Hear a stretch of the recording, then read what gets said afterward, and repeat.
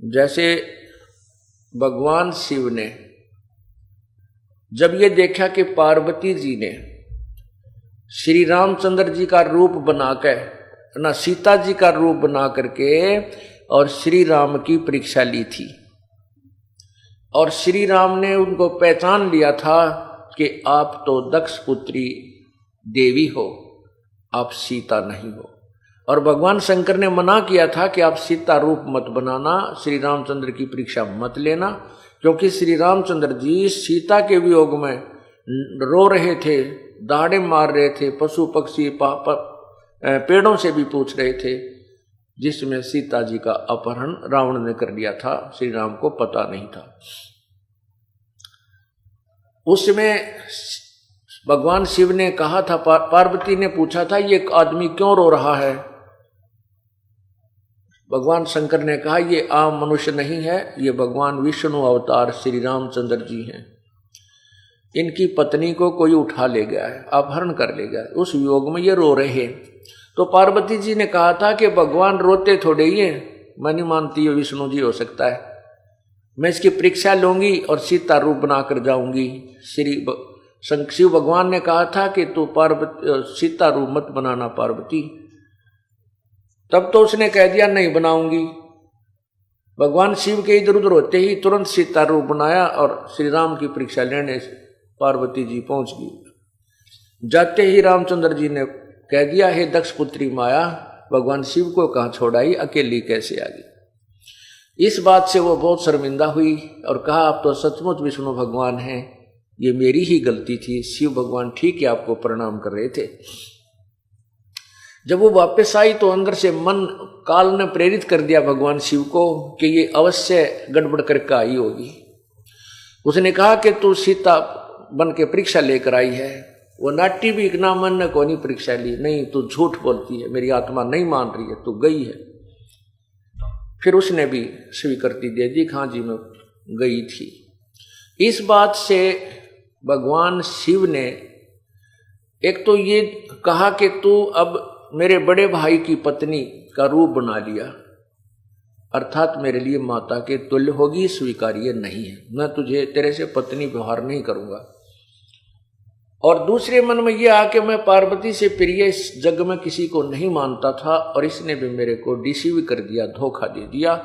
इसलिए मुझे स्त्री की चाह किस लिए हुई कि मेरे अंदर वासना है, काम वासना, मैं इसी को नष्ट कर दूंगा, मुझे चाह ही ना पड़ेगी जो मुझे धोखा दे सके और भक्ति में बाधक बन सके। इस विचार से भगवान शिव ने 88,000 वर्ष तक इस एक विकार को नष्ट करने के लिए तप किया, सप्रश विकार को।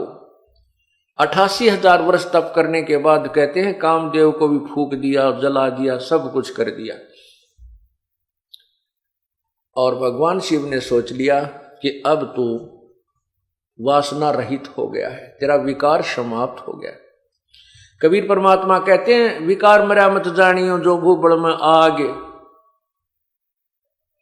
जैसे अंगार होता है और उस आग को दबा देते हैं अग्नि के, जैसे उपला होता है, उपले को जला करके वो आग पूरा अंगार बन जाता है और उसको राख में दबा देते हैं कि काफी देर तक ये रहा रहेगा। तो उससे ऊपर से तो ऐसा हो जाता है जैसे बिल्कुल समाप्त हो गया, इसमें राख रूख लग के, और उसको ऐसे हिलाते हैं ना तो अंदर से पूरा धंधकता मिलता है। तो परमात्मा ने कहा है कि विकार मरे मत जानियो जो भूबड़ में आग, पहले से भी तेज धंधकती पावेगी।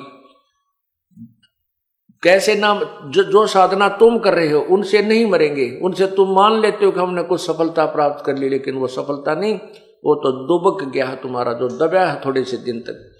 और जो सतनाम और इस विधि से जो साधना की जाती है ये परमानेंट ट्रीटमेंट कर दिया जाता है। अब काल भगवान जो ज्योति निरंजन ब्रह्म है उसको चिंता बनी रहती है कि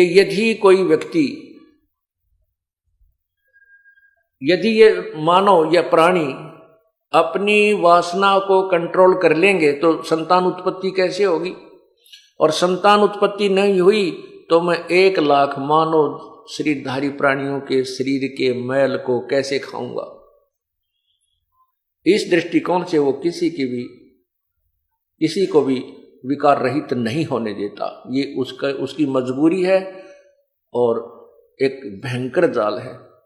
तो कुछ दिनों के बाद उस काल ने प्रेरणा कर दी भगवान शिव के अंदर कि मैंने सुना है कि जिस समय हमने सागर मंथन किया था, सागर मंथन के समय कहते हैं मैंने तो विष ले लिया था, मुझे तो नशा बन गया था, ध्यान नहीं, और राक्षसों ने अमृत के कलश को ले लिया था। भगवान विष्णु ने एक मोहनी रूप बनाकर, सुंदर स्त्री का रूप बनाकर, नाच कूद कर, डांस डूंस करके, अच्छे गाने गा करके उनको मदिरा पिला दी थी। मदिरा का कलश उनको दे दिया, मदिरा पिला दी थी और अमृत के कलश को ले आया था। नहीं तो देवता, वो राक्षस अमर हो जाते और देवताओं को सदा दुखी करते। तो उनके मन में तो लोग कहते हैं कि भगवान विष्णु जब मोहनी रूप बना रखा था स्त्री का, बड़े सुंदर लग रहे थे, बहुत ही खूबसूरत। तो उस शिव जी के मन में यह प्रेरणा कर दी काल ने कि आज भगवान विष्णु से मैं वो मोहनी रूप देखूंगा और ये देखना चाहूंगा भगवान कितने सुंदर लग रहे थे मोहनी रूप बनाकर। इस उद्देश्य को लेकर के भगवान विष्णु के लोक में भगवान शिव चले गए। कुशल मंगल हुई। आने का कारण पूछा विष्णु जी ने। शंकर भगवान ने अपना उद्देश्य आने का बता दिया कि मैं आपका वो मोहनी रूप देखना चाहता हूं जिस समय आपने सागर मंथन के समय बनाया था। विष्णु जी हंसने लगे, कहने लगे भोलेनाथ, वो कोई समय था, मोहनी रूप बना लिया, बार बार थोड़ी औरत बना जाता है, वो तो कोई समय था भाई। शंकर भगवान बोले नहीं भगवान, मैं तो बैठ गया आपके द्वार पे, जब तक मोहनी रूप नहीं दिखाओगे मैं नहीं जाऊं। भगवान विष्णु ने सोचा ये तो भाई पक्का धुनका है, 88,000 वर्ष तक बैठा रहा, और जब मैं इसको यहाँ से नहीं, कोई इसका उद्देश्य पूरा नहीं करूंगा तो बैठ जाएगा यहाँ पर, ना मेरा कितने दिन बैठा रहेगा। भगवान विष्णु कहने लगे कोई बात नहीं, कुछ देर में मैं आपको मोहनी रूप दिखाता हूं, आप बैठो यहाँ। यूं कह करके अपने मकान महल में चले गए। उधर से अंतर ध्यान होकर के जहां शिव जी अकेले बैठे थे, बाहर बरंडे में, आगे सामने मैदान और बाग बगीचा था, विष्णु जी एक सुंदर लड़की का रूप बनाकर के एक पेड़ के नीचे खड़े हो जाते हैं जिसमें ऐसे वस्त्र थे जो अर्धनग्न शरीर हो। शिव जी ने इधर देखा, कोई दिखाई नहीं दे रहा था। उठ के उस स्त्री की तरफ चल पड़े और वो लड़की आगे आगे चलने लगी। शिव जी ने भी लंबी लंबी कदम रख के उसके हाथ पकड़ लिया और वो आगे चलती रही। कहने का भाव ये मैं पुराण में लिखा है जो हम आपको बता भी नहीं सकता भगवान शिव जी की क्या दशा हुई। तो उसी समय भगवान विष्णु ने अपना विष्णु रूप बना लिया। तब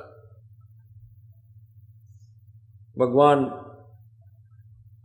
शिव जी शर्मिंदा से हो गए। अब परमात्मा याद दिलाते हैं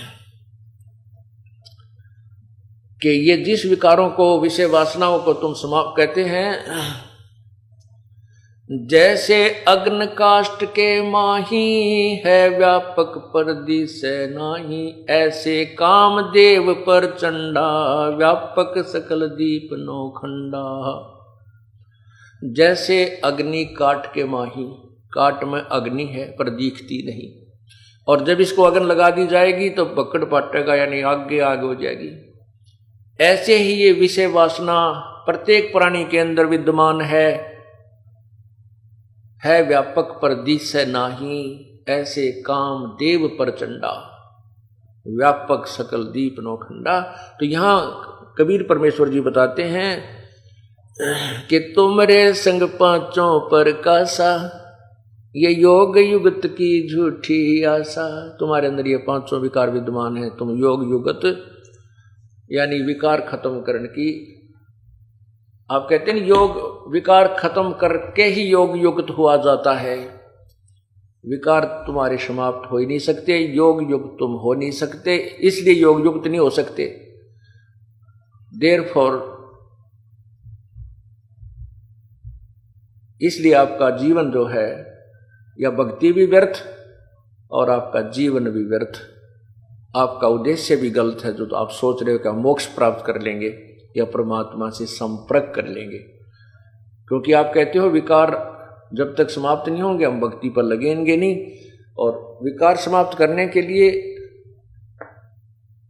कौन से विकार? जो अंतःकरण के विकार, एक बाहर के विकार जो आपको पहले बताया, शराब मांस तंबाकू चोरी ठगी बकवाद ये माड़ी नीत करना, ये बाह्य विकार है। अंदर के विकार, ये पांचों विकार समाप्त करने के लिए आपको एक लंबा ट्रीटमेंट आजीवन करना होगा। कौन सा है? राम नाम रटते रहो जब तक घट में प्राण, कभू तो दीन दयाल के भनक पड़ेगी कान। अंतिम श्वास तक ये ट्रीटमेंट आपको लेना पड़ेगा। कौन सा? सत्संग सुनना और धर्म यज्ञ, ये पांचों यज्ञ करना, परमात्मा का जो मंत्र है इन तीनों मंत्रों का जाप करना। और इस प्रकार आप इन विकारों से रहित रहोगे, परमात्मा प्राप्त कर सकते हो।